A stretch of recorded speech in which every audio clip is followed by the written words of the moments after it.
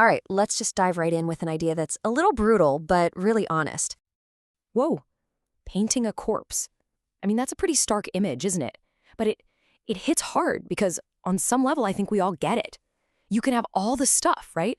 The trophies, the perfect job title, the salary, but on the inside, it just feels like you're going through the motions. And that's the scary part, isn't it? The thought that all that work, all that climbing, might just be decorating something that's already empty. So if that's the risk, if it can feel that hollow, why do we do it? Why do so many of us chase that specific version of success? Well, it's the path we're told to follow, isn't it? It's the one that looks good from the outside. But here's the thing, it's a path that can lead you straight to a dead end, even when you've done everything you were supposed to do. And that right there, that leads us directly into something we can call the success trap. It's this strange paradox that, a ton of really successful, high-achieving people fall right into.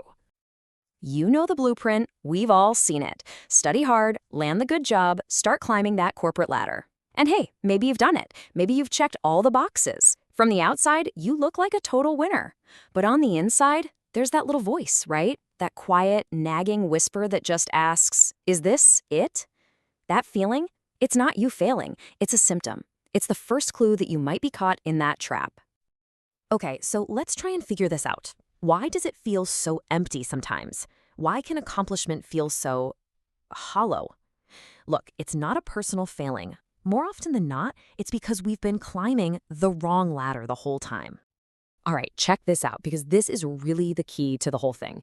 Think of it like there are two different ladders. On one side, you've got the ladder of achievement. This is the one society basically screens at us to climb. We're talking promotions, salary bumps, status. It's all about getting more. But then you've got the other ladder, the ladder of fulfillment. And its rungs are made of different stuff: purpose, personal growth, real connection. Now, these are way harder to measure, but they're the things that actually, feed your soul. The success trap is spending your whole life climbing that first ladder, getting all the way to the top, and only then realizing it was leaning against the wrong wall. So, what's the move? How do we get out of this trap? Well, it's not really about an escape plan. It's about finding a new compass. We need something that gives us a real reason to wake up in the morning, Something that fills us with energy, not just a sense of obligation. And that compass, it actually has a name. It's called Ikigai. It's this really cool Japanese concept. And look, there's no perfect one-to-one English translation, but the closest we can get is something like your reason for being. It's literally the thing that makes you want to wake up in the morning.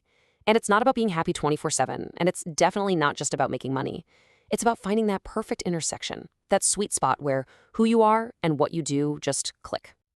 Okay, so how do you even begin to find this? It really starts by asking yourself 4 pretty powerful questions. So first, what do you genuinely love to do? Second, what are you actually good at? Like, what are your natural talents? Third, what does the world need? And fourth, what can you get paid for? The idea is that the sweet spot, that place where all 4 of those circles overlap, that's where your Ikigai lives. But here's the twist. And this is the part that I think a lot of people miss when they first hear about Ikigai. This whole thing, it's not about finding one single perfect job title that solves everything. The goal isn't to just find an answer and then you're done. The real magic, the real value is in the search itself. And seriously, this is the part that can completely change how you look at things. Think about it. Our entire lives, we are trained to find the right answer, solve the problem, get to the finish line. We just want to put a nice little check mark next to find purpose on our big to-do list for life. But Ikigai completely flips that idea on its head.